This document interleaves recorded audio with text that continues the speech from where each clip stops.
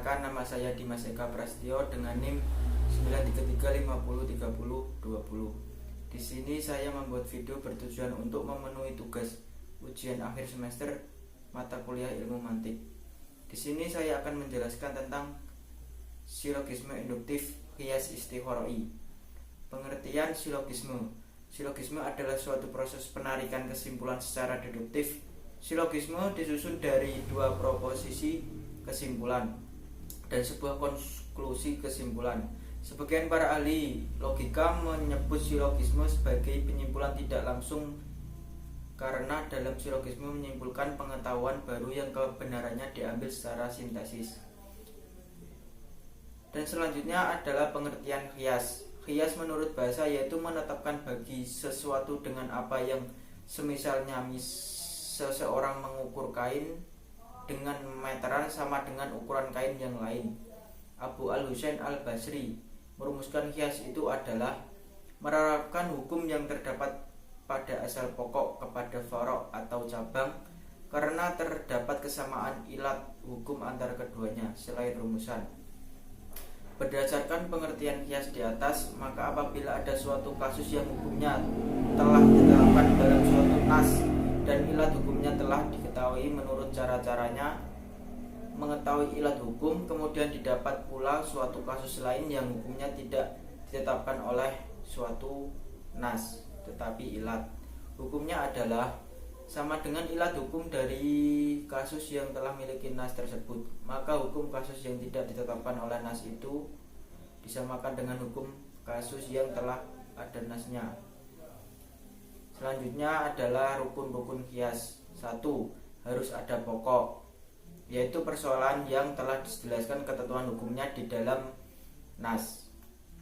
2. Adanya cabang, yaitu persoalan atau perkara baru yang tidak ada nas yang menjelaskan hukumnya dan ia disamakan hukumnya dengan pokok. 3. Adanya ketetapan hukum atau hukum asal. 4. Adanya ilat. Adanya ilat yakni suatu sifat atau keadaan yang menjadi alasan dasar penetapan hukum pada pokok, dan ilat ini juga terdapat pada cabang yang akan dicari hukumnya. Selanjutnya bentuk-bentuk qiyas.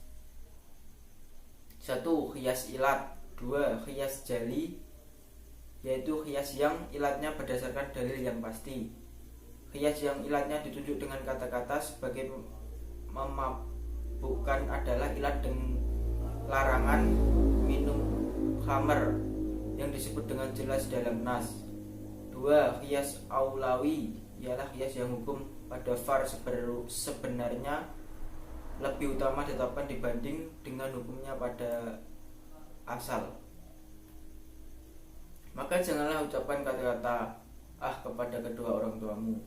Berdasarkan firman Allah Subhanahu wa taala di atas, ilatnya ialah menyakiti perasaan kedua orang tuanya. Bagaimana hukum memukul orang tua? Dari kedua peristiwa nyatalah bahwa perasaan orang tua lebih sakit bila dipukul anaknya dibanding dengan ucapan. Qiyas khafi, yaitu qiyas yang ilatnya mungkin dijadikan ilat yang mungkin pula tidak dijadikan ilat, seperti mengkiaskan sisa minuman burung kepada sisa minuman binatang buas. Ilatnya ialah kedua binatang itu sama-sama minum dengan mulutnya sehingga air liurnya bercampur dengan sisa minumannya itu. Qiyas dalalah, yaitu qiyas yang ilat tidak disebut tetapi merupakan petunjuk dan menunjukkan adanya ilat menetapkan suatu hukum dari suatu peristiwa. Dan selanjutnya qiyas sib, yaitu qiyas yang far dapat diqiyaskan kepada suatu asal atau lebih. Dan saya akan menjelaskan tentang pengertian istikharoi. Secara bahasa, istikharoi diartikan dengan pengikut sertaan, terus-terusan. Al-tababu diartikan seperti dikarenakan dilihat dari segi tasrif. Istiqra merupakan kalimat masdar dari istiqra ayastarihu yang merupakan wazan dari istifa'ala. Sedangkan kasta istikharoi sendiri merupakan bentuk derivasi dari kata yang hara yang bermakna mengumpulkan atau menggabungkan antara satu sama lain. Kata istikharoi ini merupakan bentuk derivasi antara satu sama lain. Suatu bentuk penyimpulan dari hal-hal yang khusus yang ditangkap oleh indera menjadi sesuatu yang sifatnya umum, kebalikan dari metode qiyas. Sedangkan menurut Al-Ghazali memberikan definisi yang hampir sama dengan Mahmud Fahmi Zaidan, yaitu mengkaji dari meneliti perincian suatu perkara itu mengeluarkan suatu hukum yang umum dan perincian tersebut. Sedangkan Al-Jurjani mendefinisikan dengan sebuah hukum universal yang berasal dari sebagian besar cabang-cabangnya.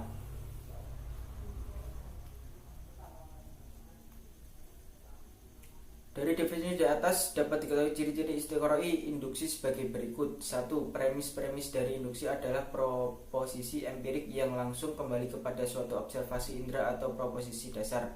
Proposisi dasar menunjukkan kepada fakta, yaitu observasi yang diuji kecocokannya dengan tangkapan indera. Pikiran tidak dapat mempersoalkan benar tidaknya fakta. 2. Konklusi penalaran induktif itu lebih luas daripada yang dinyatakan dalam premis-premisnya. 3. Meskipun konklusi induktif itu tidak mengikat, akan tetapi manusia yang normal akan menjadi menerimanya. Pembagian istiqoro. Menurut Ibnu Asyur, istiqoro dapat memiliki dua macam. Pertama, istiqra hukum syariat.